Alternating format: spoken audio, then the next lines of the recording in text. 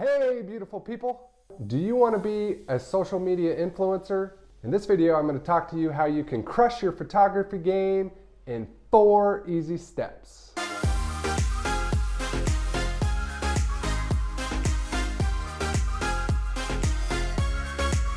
The 4 areas I'm going to cover in this video is first, the composition or the art of your visual storytelling. Number 2 is the gear that you use. Number 3, the photo editing. And number 4, tips and tricks on becoming a social media influencer on Instagram. None of the products I'm using or showing you in this video are sponsored. It's just the ones that I like the best, and maybe you could use them too.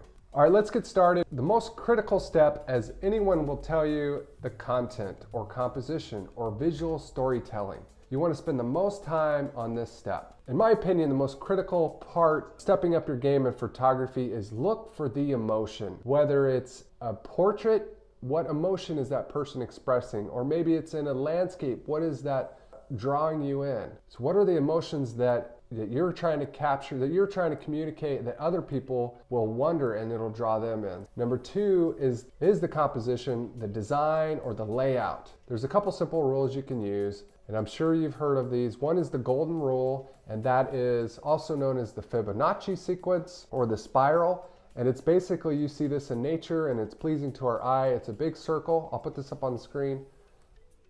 And it's a spiral inward. And that's what our eyes will gravitate. And you can twist and turn it within your frame. And the second one is, most everyone talks about this as rule of thirds or tool of thirds. It's basically if you split it up in 3 and you place your subjects in the corners of your frames and not putting in directly in the center of your frame. And you want to make sure if you do this, that's not the only thing. You want to make sure that empty space is balanced out. So if your subject is on one side, the landscape has some nice balance on the other side. So it's just a general rule, so you don't place the subject right in the middle. For YouTube in this video, that's fine. But for everything else and all your photography, you want to provide some separation. The next one is your aspect ratio. Now this depends on what the type of photography you're shooting. If you're shooting a landscape, typically you're going to do a landscape aspect ratio. If you're doing portrait, you're going to do portrait. Most people are looking at is on their phones. So a lot of people are targeting the 4:5 aspect ratio. So you can take up the most real estate on your phone. Okay, if you're looking to practice your photography, you can obviously do it for free, practicing some techniques by photographing your family in portraits, or you can go on hikes. If you want to try to combine it with work, I would recommend a couple phases. Number 1 is you can do a lower risk, such as take stock photography, or maybe take some real estate photos or interior design. That way you have time for staging. You don't have to really capture certain moments. And then a little bit further on down the road, then that's when you can go toward events such as weddings or engagements or newborns, where you have to actually capture moments. All right, so that covers the composition. Now let's move on to the camera gear. I'm currently using a DSLR Nikon D3200. This camera is about 7 years old. So I'm looking to upgrade, and I'll talk to you in a minute about that. But this one has gotten me by for a while. This one is about $700 new. It's maybe roughly $300 now. I'm looking to upgrade, so let's talk about that. I'll put a link up in 2 of the cameras that I'm looking at. My suggestion, if you're just getting started and you have a little higher budget, then I would go with the Canon M50. So I'm looking to upgrade to a mirrorless mainly for 2 reasons. Number 1, it's the smaller in size and lighter weight. So this one here, it's going to be half the weight and a lot thinner than your DSLR. And second is the autofocus has significantly improved on the newer cameras. The Canon M50 is about $650. That comes with the kit lens. We'll talk to lenses in a second. And if you become much more advanced, most of the YouTubers are now using Sony A7 III. This runs you about $2,000. You're getting a full frame sensor and 647 points of autofocus. So you're really getting an advanced camera system. Now let's talk about our lenses. In most cameras, it's going to come with a kit lens, which is going to be your wide angle, and this is good for capturing your close-ups, portraits, and some landscape. So it's going to be anywhere from 15 to 50 focal length, and it's going to be a little bit smaller aperture. So if you want to get a better aperture, which is a wider and allows you to capture more light, then you're going to want to upgrade your lenses. you typically want to look at three. You have your ultra wide, wide, and telephoto. So your ultra wide is going to be your 11 millimeter focal length. And if you buy a good lens, you're going to get a big aperture of an f-stop, maybe 1.8. You're going to want to go to maybe your mid-range, more universal. Most cameras come with the starter kit with an aperture of 3.5 to 6.5. And if you want to step that up, you'll get a bigger aperture of 1.8 or 2. For your long range distance shots, so maybe action sports or landscapes in the distance, you're going to go with the telephoto, and that's going to be your 70 millimeter to 200 millimeter difference of aperture. Your aperture changes as you zoom in. Here's an example of a telephoto lens. So it's going to be a lot bulkier. So this you want to take with you for special occasions. And then lastly, let's talk about what everybody uses. The best camera you have is the one you have with you, and that's your phone. I use the iPhone 10. You're going to get about a third the quality as you are from a DSLR or a mirrorless camera, but it is great for the go. It's 12 megapixel camera, 1080p video. Let me add a couple accessories. This is both good for photography and for video. First, the most important is a tripod. This is a smaller tripod. I'll include the larger tripod I use, but this is going to be essential for capturing those shots with a long shutter speed because you're going to shake. So if you're taking long exposures. The next one I have this is a lot of fun, Snapchat spectacles. And right up here, you have a camera. If you just hold, it takes a photo. It also does video. If you hold once, it goes 10 seconds. If you click twice, it's 20 seconds. 3 times, it's 30 seconds. These are great because they're hands-free. I've used this to film my kids when I'm playing with them. Next, I have an Insta360. And this is a 360 camera. This one doesn't really do great on quality. It's more of a one-man camera to take those shots. It looks like you have a drone with you because it comes with a selfie stick that it erases. So this is a lot of fun. It's considered the one film crew. Next, I have the drone, the DJI Mavic Pro. This is a must-have for every cinematographer or videographer or photographer. It does amazing at getting those ultra-high perspectives. One thing to pay attention is you always check the drone rules if you can fly before you go fly. And then last I have is DJI Osmo Gimbal. And this is for the smooth effect, especially if you're vlogging, you're not gonna get a lot of shake.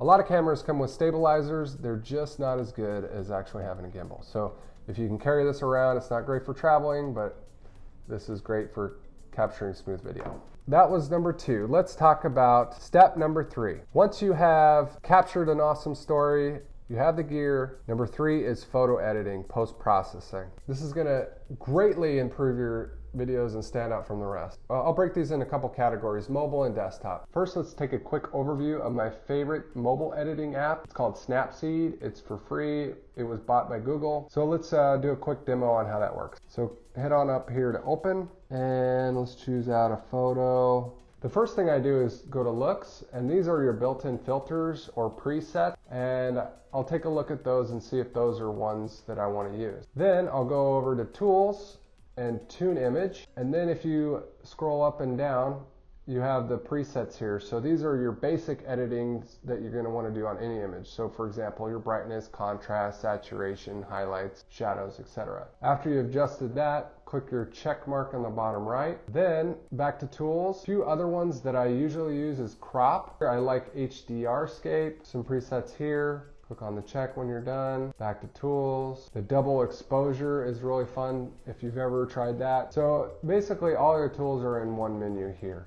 And then one other nice feature in the top icon up here, you can do view edits, and then it creates the layers that you've done. You can turn them on and off, or you can even delete them and start over. So I really like that feature. And then you go over here to export and save as a copy. And then you have your new version. So in a nutshell, that's Snapseed. All right, let's head on over to Lightroom. So Lightroom, they have a free edition for mobile. If you pay for the Creative Suite, which is $10 a month, you will get the full version of Lightroom.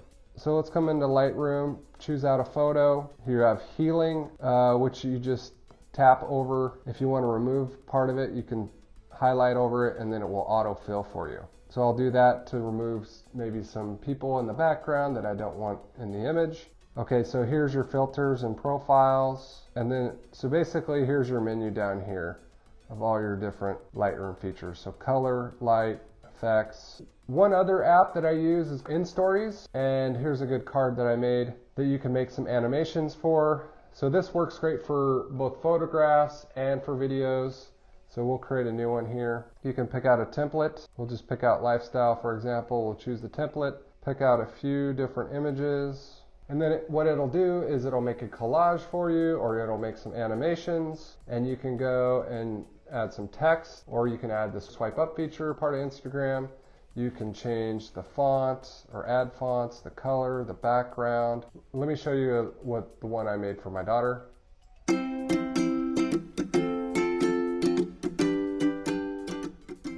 Okay, the last one I want to show you is a hashtag generator. There are apps out there. I've used some, but really the best one that I found is actually on desktop. But I don't use desktop when I'm using Instagram on mobile and I'm on the go. What I did was I created a web icon on my phone desktop. The website is called Display Purpose. Now I'm going to show you how to create an icon on your home screen so it works just like an app. You open up Safari, type displaypurposes.com, click on this bottom icon here and scroll over Add to Home Screen. Choose Add. And then when you open up Display Purpose, it's going to take you straight into the site, and you pick out 3 tags. So this will give you more specialized tags rather than most generators are just one. Let's say nature, we'll say Oregon, and we'll say hiking. And you can see in the different colors we have orange, light green, and green. So this gives you a better targeted tags that you can work with. So and then you hit copy. We're going to select all and hit copy. After you've written a post and a caption, come over here, copy, and then paste. Tagging is still important. Some people say it's not as important as it used to be, but I believe it's still a way for you to get found in the Explorer page. And the next one is Photoshop Express. This is a good basic app of Photoshop. They are coming out with a Photoshop for the iPad in the fall, in 2019 in the fall. So I'm really excited about that, to be able to use the Apple Pencil. So with that said, let's move into the desktop and the laptop version. The 2 main applications that most photographers use is first they're going to use Lightroom. They're going to enhance the colors, and then they're going to bring it over into Photoshop, and Photoshop is for the editing. And that's if you want to remove or do some touch-ups that you can't do in Lightroom. And if you're heavy into photography, it's highly recommended to go with those. So they're going to be a steep learning curve. If you don't have the time to spend up front, I'd recommend just going with free apps, and one of them is called Canva. I use this one to create YouTube thumbnails. Okay, that was the 3rd step. Now it's on to the 4th step. So now let's talk about how to get your art out there so people to see it, people to appreciate it. That way you can get inspired to create more. And really what we're talking about is Instagram is the best place this year and has been growing platform over the number of years to put your photography out there and gain followers and become an influencer. The algorithm really comes down to how active you are and how engaged your users are. So if you want to grow in your following, you have to do a number of things. As most people say, you need to choose a niche. So this is how you stand out above the rest of the crowd. A lot of photographers are travelers.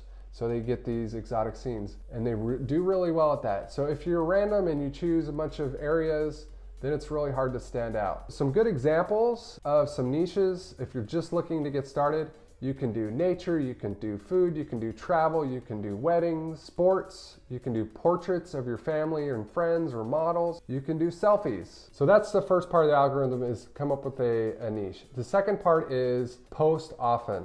It's really important that you're posting every day. People like to see high quality, but they also like to see raw content. The recommendation is have those high quality photos, but in between, continue to upload Instagram stories and post every day so your audience continues to see your content and you grow. And the next one is always be commenting on your photos and other photos. So if someone comments, make a real effort to have thoughtful comments back to your audience. Also do lots of tagging. So tag your friends. Also collaborate with other Instagram artists and try to reach those ones that are at the same level of followers. It's really hard to connect with the ones that have millions of followers if you only have hundreds of followers. So try to connect with the same level of audience so you can collaborate that way. Okay, that covers it for this video. What are your thoughts? Do you have any comments on these 4 steps, or do you have additional tips and tricks that have helped you in your Instagram game? Add those to the comments below. Would you also like to see more content like this? All right, that's gonna do it for this video. See you in the next one.